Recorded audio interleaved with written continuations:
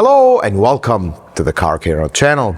Welcome to this 2016 Toyota 4Runner, and doesn't it look beautiful? And it is. What if I told you that this 4Runner's engine almost came to its end at just over 100,000 miles because of a small bolt, which was a mistake by a shop.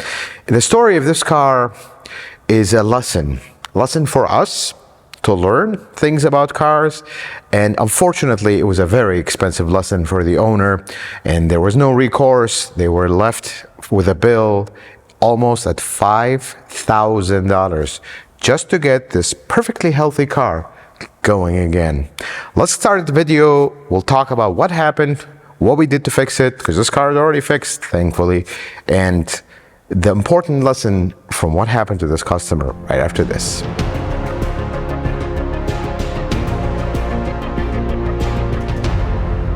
Let me tell you the story of this car, and it is unfortunately a sad one. This car is owned by an avid DIYer and a huge 4Runner enthusiast. This is not how the car showed up to the shop. Right now I'll give you a quick shot of the engine bay here. This is not how this car showed up in the shop. And initially, we've seen this car, I want to say 6 months before. This car's been here for a while, so 6 months before the incident happened. Came in for a transmission service, been serviced before, serviced it. We were actually pretty impressed by how it drove because this engine was supercharged, and it's a pretty high-end supercharger. It ran just amazing. It had a piggyback system. If you're not familiar with what a piggyback system is, it basically is a separate computer that takes over the original computer. So everything was done. It has a very sophisticated cooling system for the supercharger. Everything was just, wow, this is a lot. Well, you can kind of, I don't know if you can see it on camera, I'll show you a small shot here. There's an indent on the hood from when you accelerate hard, the supercharger actually hits the insulation. Here's how the supercharger came about in this truck. And this is the interesting part. These superchargers are not cheap, folks. They are extremely expensive because it's a kit that is designed for a specific car.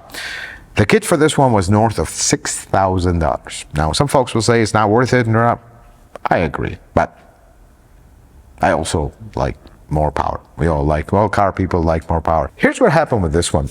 The owner of the car decided this is a project he wants to take on himself. Install the supercharger. Pretty brave decision because superchargers on these, not simple, extremely complicated actually. They spent a significant amount of time and a lot of downtime for this car to install the supercharger.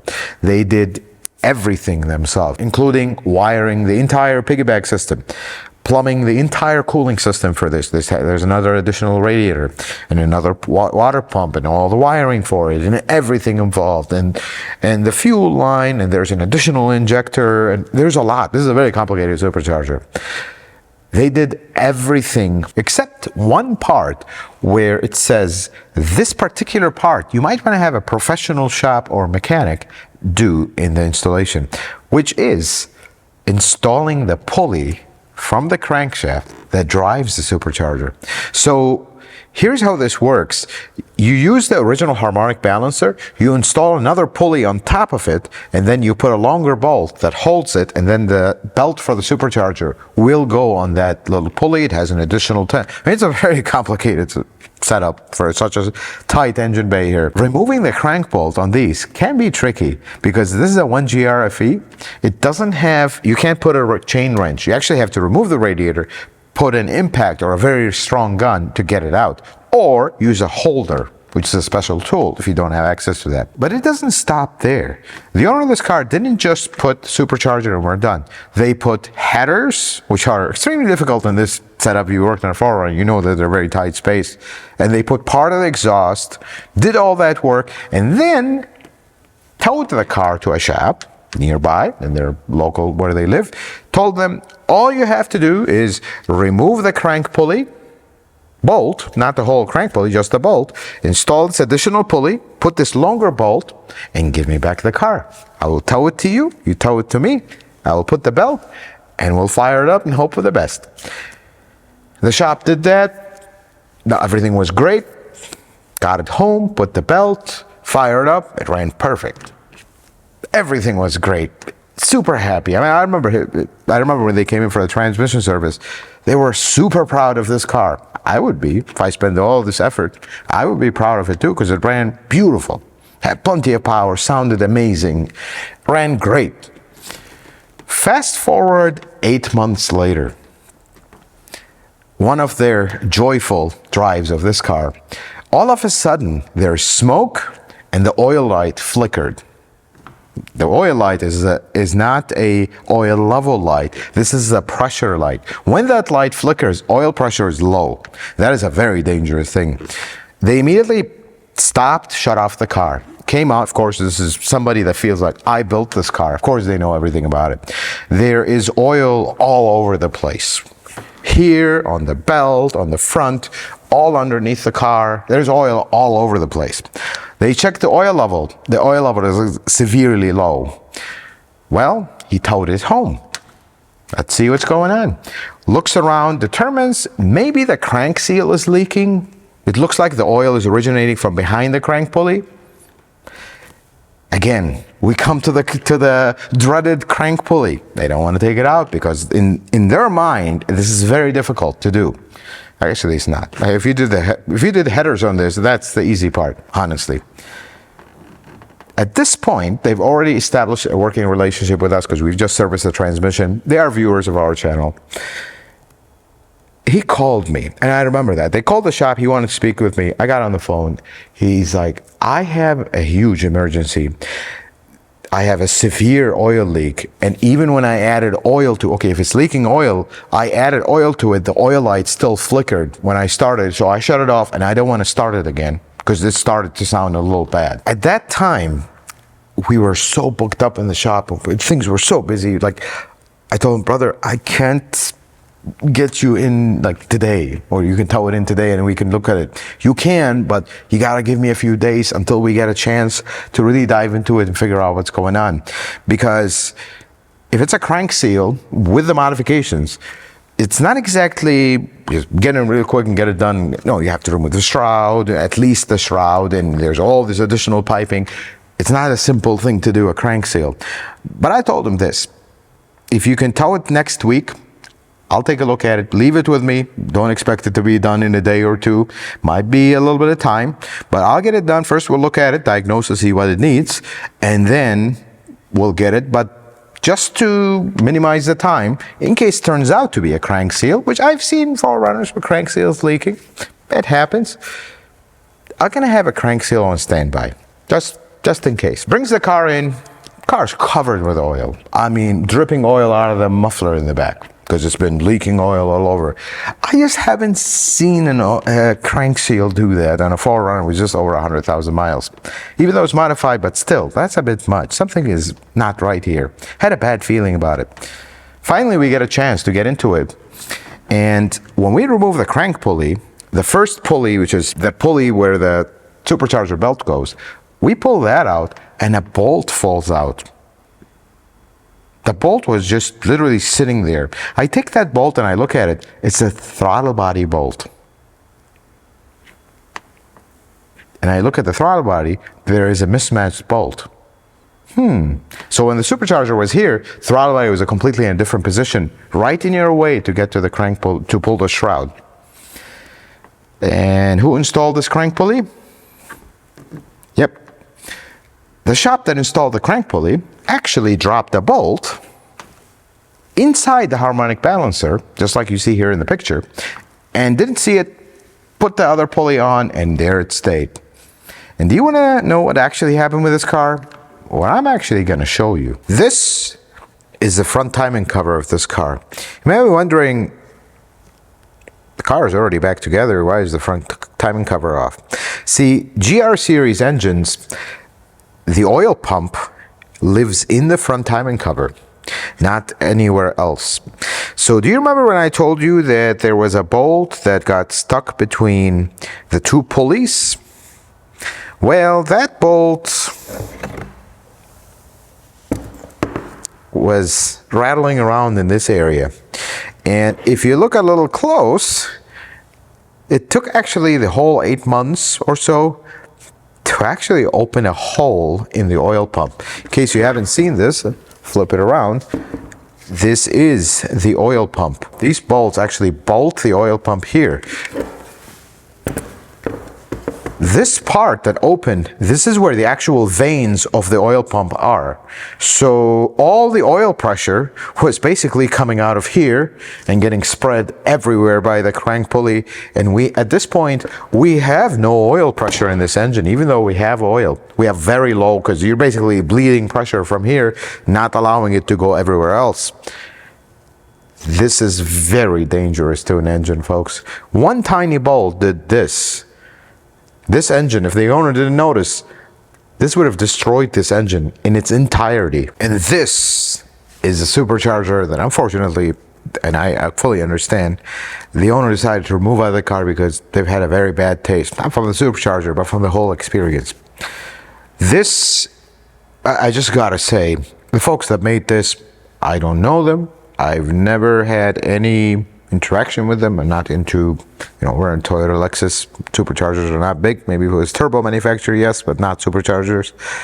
I gotta say, this thing is just a work of art. That's what I'm gonna call it.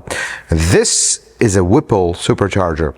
This is a US-made company, it's a small company that just, the level of engineering and attention to detail in this thing is just unbelievable. So what you're looking at here is the supercharger, and there's actually an intercooler built into this. You see some coolant lines. We actually capped them so they wouldn't leak all over the place. But the intercooler is built into this thing. That is super cool. It's a liquid to air intercooler, of course. And the best part is, if you look at this right here, this is actually an injector. So now you don't have to put bigger injectors in your car to make it. No, this is going to compensate for the additional air that this supercharger is sending, and that's going to balance out the air-fuel ratio. Very, very impressive supercharger. I mean, this thing, I want to, if they were not so expensive, I want to buy one and just put it on my desk just to look at the beauty of it.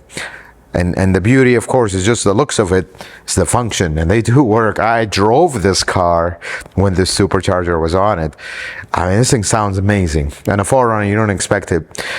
But unfortunately, there's something we got to talk about when we come to modifications like that. As much as I absolutely admire the craftsmanship of that supercharger, I mean, the thing is amazing. I just got to say it. But as amazing as it is, what kind of car is it going into? See, supercharger like that belongs in a muscle car with a engine, a performance engine car. This is a 4Runner. This is an off-road vehicle. This is a super capable off-roader, but usually off-roading, serious off-roading, you are hardly pushing 5 miles an hour. 10 maybe. If you're really brave, you're going to go 15 or 20. So first, do you really need that much power in a car like this? Folks will call the 5th gen 4Runner underpowered. It is, but for its intended purpose, it's not. That's the whole point. But here's a problem. This engine's name is a 1GR FE. Do you ever wonder what the FE means? Why there is some engines that are GE, GSE, some engines are FE. So here's the thing with this. The E is electronic fuel injection. That's very simple. The F, or the G, is what designates this engine. Is it a performance-oriented engine, or is it a emissions and economy-oriented engine? Not economy as in it's going to be cheap. No, it's going to be better gas mileage, more geared towards better gas mileage, better emissions, not really geared for performance, because you can have both. That's the bottom line with engines. F engines are geared towards better fuel economy and better emissions, mainly really better emissions. G-rated engines are for performance, meaning the cam angles and the entire timing of the engine and entire design philosophy of everything and the engine control and everything. That's the priority. So when you go take a supercharger like this, put it here, you're gonna push the limits of this engine. This engine was not designed for performance. The bottom end might not hold up. The cams might not hold up. The chain may not hold up, because now you're pushing a lot more power out of this engine. That's the biggest problem with modifications on cars like this. Are you modifying the right car? In my opinion, you're not in this case. It'll take it, but you're going to severely diminish the reliability. And the number one reason I hope you're buying a 5th gen 4Runner is its reliability. When you take that out of the picture, there's a lot of flaws here, folks. Things ancient, things slow, and yeah, doesn't really get good gas mileage. The only reason you buy a 5th gen is because it's a tank on wheels. It's very reliable. When you take that factor out, yeah. Here's the sad part of this. The supercharger didn't cost this. No. It ran perfectly fine when we had it for a transmission service. Is that one bolt nearly wiped out this entire engine. So when we got this car in the shop, we added oil to it. That was before we discovered that we have a massive oil leak where we're losing oil pressure. I wanted just to run it briefly to see, what do we have? Is the light flickering? Before we connect an oil pressure gauge or whatnot. We filled it up with oil. It was low. Again, started for a brief second. The oil light was solid on. We immediately shut it up. I mean, we ran it probably for 2-3 seconds. I mean, you could hear the clattering, and it sounded horrendous. VVTIs were rattling. The 2 seconds, it was just screaming for its life. And the worst part is, when this came in, the battery was disconnected because he didn't want the tow truck driver by mistake to start it, and we have this issue. And apparently this piggyback system, which I don't get why, when you disconnect the battery and then you reconnect it and start the engine, it'll immediately rev it to 3,000 RPM. Just for fun. Horrible idea. I don't understand why they do that. So this thing, for the 2 seconds we started, it just immediately started revving up. I'm like, whoa, what's going on here? I shut it off. I'm like, okay, that's kind of strange. Here's the problem. At that point, as a shop, this is where I'm at. I can't tell you if we have severe damage to this engine or not with a guarantee. I really don't know. We recommended to the customer, let's pull the oil pan. Let's see what we have. And here's I would have never pulled the oil pan because you have the oil filters. Tells you a much better story. Problem is, the owner, in their attempt to see what's going on, they decided to change the filter. And unfortunately, they discarded the old filter. So I really couldn't, the only way was to pull the pan and see what we see. We pulled the oil pan. Here's a picture of, we took it at the time. There's a little bit of glitter, nothing over the top. I don't see big chunks or anything. Some damage has happened. There is no way around it. But is it enough to bring this engine down? So the conversation with the customer at the time was, there is a risk. There's 2 ways to go about this. There is the safe, expensive, potentially unnecessary way of just condemning this engine and just going with another one. Or we take a risk, we go in, we replace the front cover, which is not a cheap proposition, folks. The problem with this engine is you have to pull the upper oil pan to get the front cover out, which means you have to pull the front differential out, which means it's still not easy. It's a very labor-intensive job. It pays 18 hours, and you will, if you're not experienced with these, it'll take you a lot longer than that to get the oil pan out. And on top of that, we have a modified engine. So we're completely going into the unknown. I don't know if the supercharger is going to be in the way. I mean, normally, when you get in a 4Runner, just take the plenum out. That's all you need to pull the front cover. Supercharger is in the way, and the additional belt, and the additional hoses, and all this stuff that is in the way. I mean, what are we doing here? We're kind of going the unknown. I mean, I tried to be fair. Let's charge them the 18 hours. I mean, yeah, there's additional stuff, but I felt so bad for them that they're going through this. So at this time, I told the customer it may be a month and a half before we get to even start this shop, because the shop is jammed up. We're usually a month and a half, 2 months out on appointments. So this car is going to be here. Are you okay with that? They were okay with it. They have another car. By the time we actually got to working on this car, we've been talking to the customer back and forth. You called us a few times of follow-ups. He felt so disappointed, disheartened. I don't blame him. I mean, he put so much work into this car. He just decided at the end, just before we started the job, I don't want the supercharger anymore. I don't want all these modifications. I had a perfectly fine running 4Runner, and now I am dealing with all these questions, all these problems. I don't want it anymore. I want a stock engine. And plus, the little damage we've caused, I don't want to keep pushing on this engine with a supercharger. I want it to last now.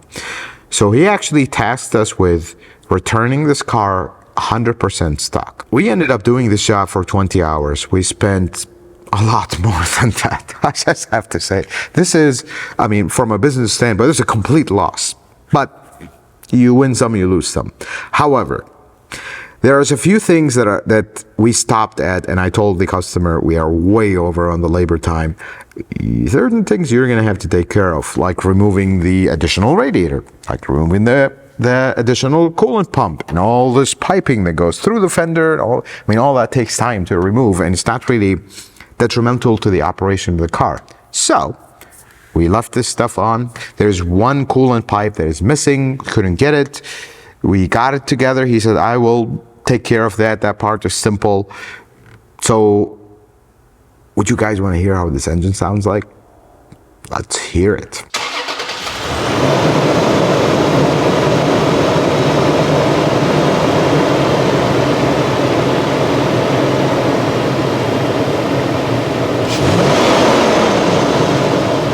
It sounds perfectly healthy, and I am so happy, just extremely happy, that this engine has survived this kind of catastrophic event that almost wiped it out. One of the most reliable Toyota engines.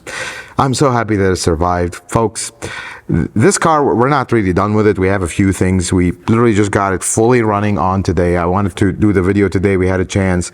We have a few odds and ends. I want to tidy up a few things, drive it some more. We only drove it for a short period of time here. Make sure everything's good. But my initial impression is it lives. I am super happy, and I'm glad for the customer. I feel so bad for them, but I'm glad the engine lived. And folks, be careful of modifications. That's all I'll tell you, and who's doing the modifications. And that is the story of this 4Runner. Amazing, isn't it? How one single bolt just nearly destroyed this entire engine. And it was the customer's diligence that actually caught it in time as soon as they saw that oil light flicker. Shut off the engine, never drive it again, and immediately tow it to us. And we unfortunately had a long wait, but we got it taken care of, and the engine lived through it. Now, two things I want to tell you about this. First, if you got to the level of modifications that the owner of this car did, don't sublet little stuff. If you can't do the entire job, don't sublet, because that's when things go south. Because when someone put all the effort that they did modifying this car, and you know what, I'm against modifications for a car like this, but I get it. We're car enthusiasts. That's what we do. We try to make things ours by customizing it our way. So I get that. But the level of work and the time it took and the effort it took and the cost it took to add the supercharger to this engine, I mean, at that point, the crank pulley was not really, in my opinion, doing the exhaust manifolds here, that was the hardest part. The pulley was not difficult at all at that point, but the instructions of the supercharger said you should do that. That part should be done by a professional, and that was the only part that destroyed this entire engine almost. That's the lesson. The other thing is, and it's the most important thing to me, the owner of this car. I just got to say, such a fine gentleman and a huge enthusiast. I mean, this is his pride and joy. The car is in such good shape. It has over 100,000 miles. Yes, the modifications, not my thing, but he did everything right, because we ended up taking everything apart. Nothing was done wrong. I mean, yes, modifications, zip ties to run the custom stuff, but nothing was done wrong. The only thing that was done wrong was that bolt that was left behind. So here's what we're going to do here. We are all one big family here at the Car Camera channel, all the viewers, everybody that watches. We're going to wish the owner of this car well. We're going to wish him best wishes, because this experience, I don't want to see anybody go through. It's very unfortunate. The owner of this car is out well over $10,000, and we're back to basically square one with some additional wear to the engine, all because of a single mistake. First, the cost of the supercharger. Now, the supercharger, we did recover it. They could sell it. But the cost to buy the supercharger, the time and the effort that they put to install it themselves, they paid the shop to do that. Yes, they did drive it for some time, But now the cost for us to go in and replace the front timing cover, at this point he has such a bad taste with the supercharger, remove all the supercharger and do all this work and remove the exhaust manifolds and bring this car back to as stock as possible. That's it. All that cost, it is heartbreaking. Because the supercharger didn't do this. The modifications didn't do this. Yeah, it's going to shorten the life of the engine long term, but it didn't do this. The mistake did this, and there's no recourse to that shop. That's the unfortunate part. So folks, we're going to wish him well. I hope now that his car survived this catastrophic event, I hope he enjoys it, never has issues with it, and we're all going to wish him that same thing in the comments. That's my ask from you guys, from the Car Care Nut family. Folks, I hope this video was helpful and informative. I hope you learned something new. If you like it, consider giving it a thumbs up. If you're not a subscriber, consider subscribing to the channel. Check out some of my other videos. Until the next video, may the Lord bless you and keep you, and you have yourself a wonderful day.